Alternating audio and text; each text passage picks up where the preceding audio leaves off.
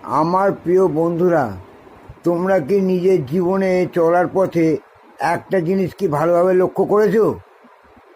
তোমাকে দেখে অনেকেই মুখ ফিরিয়ে নেয়, কথা বলতে চায় না, অ্যাভয়েড করে চলে। যদিও বা কথা বলে, খুব সংক্ষেপে কথা বলে তোমাকে ছেড়ে দেয়, বিরক্তি প্রকাশ করে।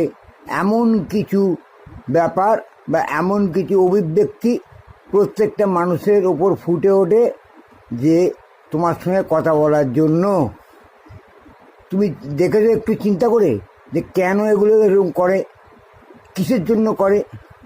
বুদ্ধিমান লোক নিজেকে আগে রিসার্চ করে, নিজের ওপর ডিসিশন নেয় যে সে কী করলে তার ভালো হবে, কীভাবে সে ভালোভাবে বাঁচতে পারবে, সবাই যাতে তাকে সহযোগিতা করবে সেইভাবে বাঁচে।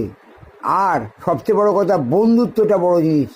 সবাই চায় আমার সঙ্গে হেসে খেলে, সবাই মনের কথা খুলে বলে আমার সঙ্গে বন্ধুত্ব করুক, আমার সঙ্গে ভালোভাবে মিশুক। আমিও সবার সঙ্গে মিশে, মন খুলে মিশে নিজের মনটাকেও হালকা করতে পারি এবং অনেক সুযোগ সুবিধা তাদের কাছ দিয়ে আমি যাতে পেতে পারি।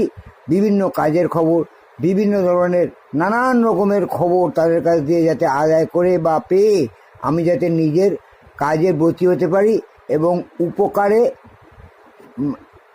আকৃষ্ট হই। এই এতগুলো জিনিস একটা মানুষের মধ্যে থেকে পাওয়া যায়, কিন্তু সেখানে যদি তুমি অ্যাভয়েড পাও, মানুষকে যদি ভাবো যে আমাকে কেন অ্যাভয়েড করলো, কিন্তু সেটা চিন্তা করেছো কেন?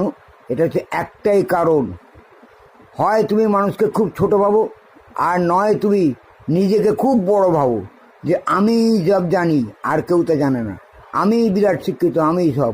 এই কারণের জন্য, এই অহংকার বোধের জন্যই তোমার এই অবস্থা।